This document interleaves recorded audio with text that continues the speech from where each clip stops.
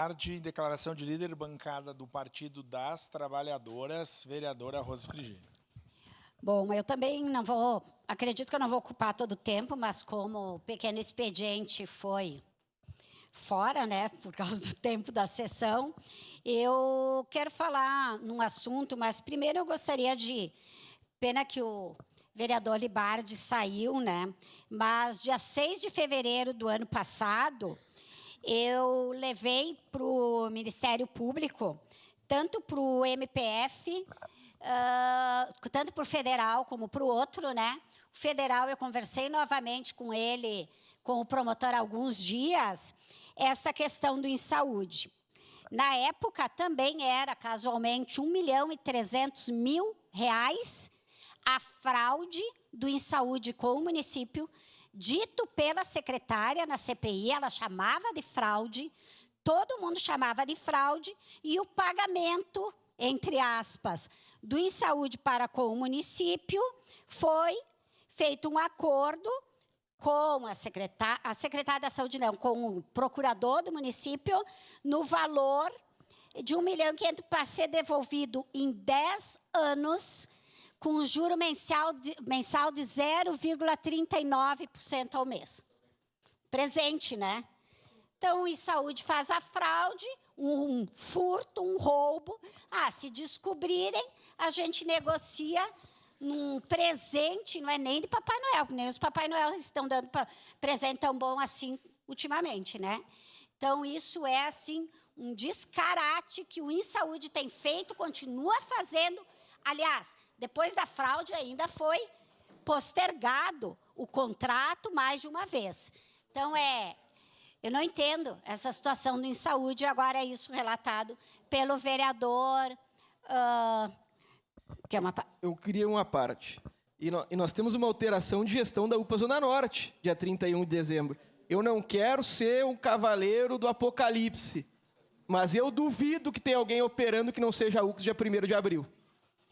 Bom, e eu quero também dizer aqui, e vou dizer que estou falando isso com todo cuidado possível, porque eu não sei mais, já perguntei, não tive o retorno, mas no início desse mês de março já estava tendo alguns problemas de pagamento, que eu espero que esteja sendo resolvido, que já tenha sido resolvido. Vou trazer melhor aqui com esse novo instituto. Então, este é o problema dessas terceirizações.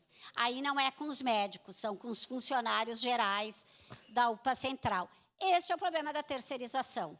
Se tentou as higienizadoras e as merendeiras nas escolas, hoje está com a Codeca, nunca mais teve problema.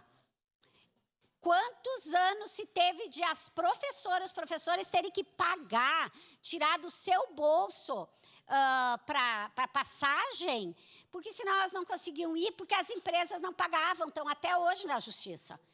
Foi para a Codeca, resolveu, não teve mais problema, pelo menos nessa questão financeira, de pagamento e tal.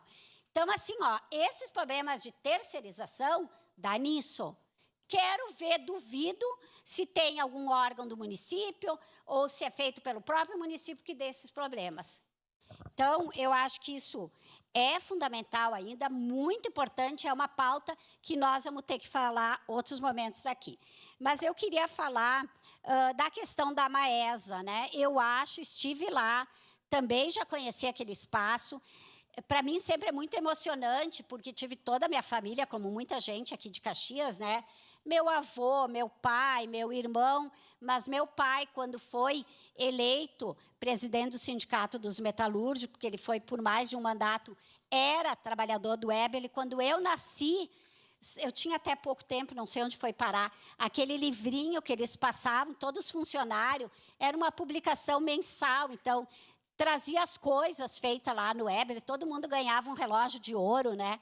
A relação com os funcionários lá, em algumas décadas atrás, era um pouco diferente, mas nós precisamos fazer por partes aquela questão da Maesa, isso já está demais, né? A Maesa veio para patrimônio do município no final do governo Tarso Genro, em 2014, fez 10 anos.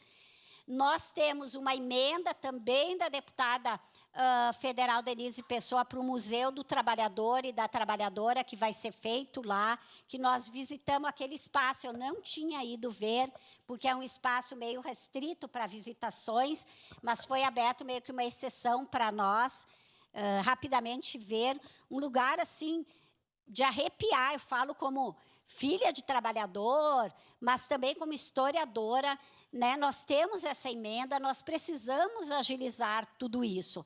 Essa história, o vereador Eloy, acho que foi, o Rafael colocou, de quanto se economizará só com a SMED indo para lá, né? Então, são coisas assim que a Rúbia, talvez é quem mais entenda de Maesa ali, daquele espaço, ela deu uma aula lá no início para todo mundo. Ela deu uma explicação que eu já estudei, já tinha ouvido, mas ela sistematizou tudo o que foi feito lá e quais os projetos e tal. E ela falou de uma forma muito tranquilizadora. Não precisa tanta coisa.